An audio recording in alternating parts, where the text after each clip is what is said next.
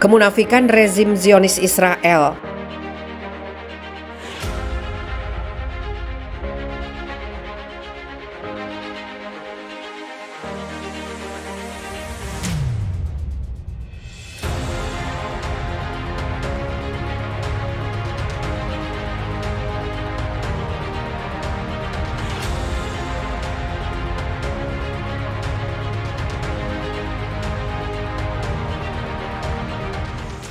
Para pemimpin Zionis Israel, di antaranya Perdana Menteri Benjamin Netanyahu, masih berbicara tentang perdamaian dengan Palestina. Netanyahu menginginkan dibukanya kembali pembicaraan perdamaian dengan Palestina, tetapi tidak ada keseriusan dari mereka yang sungguh-sungguh memecahkan persoalan rakyat Palestina terkait dengan negara Palestina yang merdeka dan berdaulat. Pernyataan Netanyahu dan para pemimpin Zionis Israel yang menginginkan perdamaian itu hanyalah tipuan yang penuh dengan kemunafikan telanjang.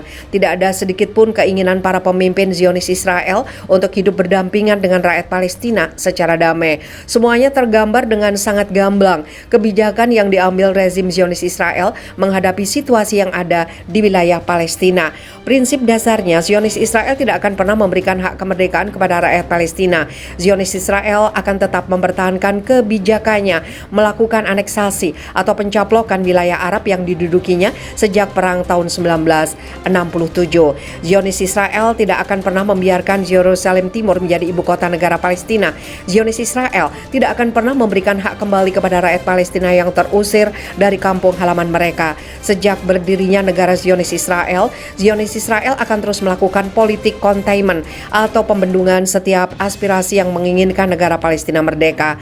Langkah para pemimpin Zionis Israel yang membantu terhadap aspirasi dan kecenderungan masyarakat dunia yang terus-menerus tidak memberikan ruang terhadap rakyat Palestina. Bagi rezim Zionis Israel, apa yang disebut negara Palestina itu tidak ada dalam kamus kehidupan politik mereka. Jadi tidak ada apa yang namanya negara Palestina. Negara Palestina itu sebuah utopia yang tidak akan pernah terwujud lagi, khususnya bagi orang Israel. Karena itu setiap gagasan yang ingin mendirikan negara Palestina pasti akan berhadapan dengan tembok batu. Bagaimana rezim Zionis Israel yang dipimpin Netanyahu masih berbicara tentang perdamaian?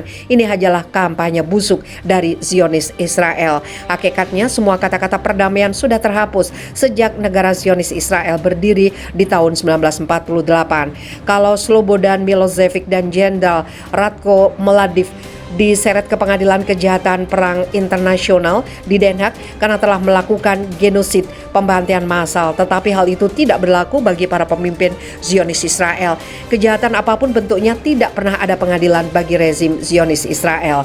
Kejahatan rezim Zionis Israel berlangsung sejak awal, sejak lahirnya negara Zionis Israel tahun 1948, bahkan sebelumnya. Peristiwa pembantaian itu dimulai dari peristiwa Der Yassin, perang tahun 1967, pembantaian Sabra Shatila, dan penghancuran Gaza yang luasnya hanya 45 km persegi dihujani dengan segala macam jenis senjata Israel, mengakibatkan ribuan anak, perempuan, orang tua semuanya tewas.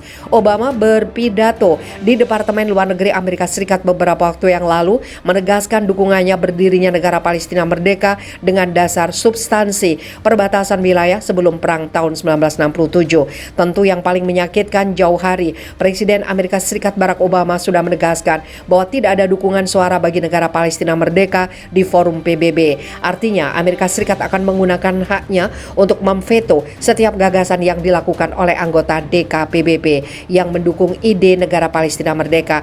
Maka apa gunanya rezim Zionis Israel masih berbasa-basi memanipulasi masyarakat dunia dan berbicara tentang perdamaian?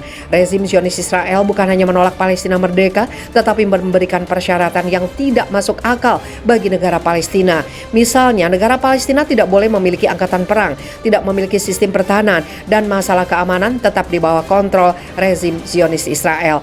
Tidak ada solusi yang paling reasonable atau masuk akal untuk mendapatkan hak bagi rakyat Palestina, kecuali dengan berjihad melawan rezim Zionis Israel, serta tidak lagi menggunakan kata-kata atau diplomasi, karena Zionis Israel tidak pernah mengerti dengan bahasa kata walau alam.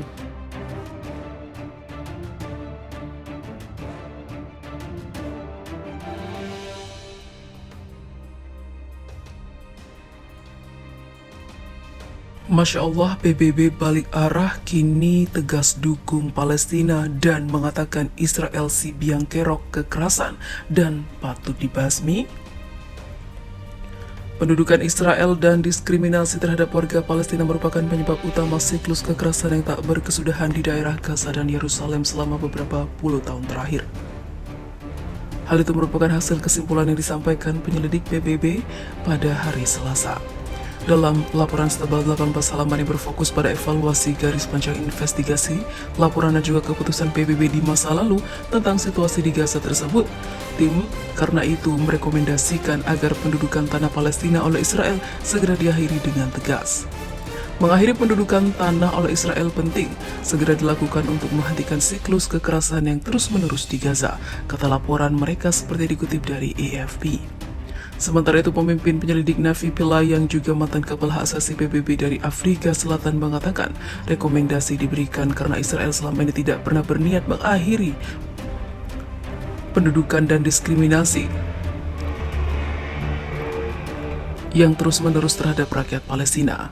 Kurang adanya implementasi ditambah dengan rasa impunitas merupakan bukti jelas bahwa Israel tidak berniat mengakhiri pendudukan dan juga diskriminasi terus-menerus terhadap warga Palestina yang terletak di jantung pengulangan sistematis pelanggaran di wilayah pendudukan Palestina termasuk Yerusalem Timur dan juga Israel, katanya. Menanggapi laporan tersebut, Israel melalui Kementerian Luar Negeri mereka langsung mengecam seluruh penyelidikan dan menyebutnya sebagai perbuatan penyihir. Laporan itu, kata mereka, sepihak dan dinodai dengan kebencian terhadap Israel dan hanya berdasarkan serangkaian penyelidikan bias sebelumnya. Itu telah diterbitkan sebagai hasil penyelidikan bias ekstrim anti-Israel oleh Dewan Hak Asasi Manusia, kata Israel tidak terima. Tak hanya melalui Kementerian Luar Negeri, Israel melalui puluhan tentara cadangan dan mahasiswa mereka yang berbaris di luar markas PBB juga menentang hasil penyelidikan tersebut. Nitzan Nader Shanleiner yang mengepalai LSM Israel Surat Hadin mengorganisir protes mengecam Dewan HAM PBB sebagai badan paling antisemit di dunia. Kini pada faktanya PBB mulai gerah dengan Israel dan kini adalah detik-detik kehancuran dari pasukan Zionis penyerbu Muslim tak berdosa Palestina.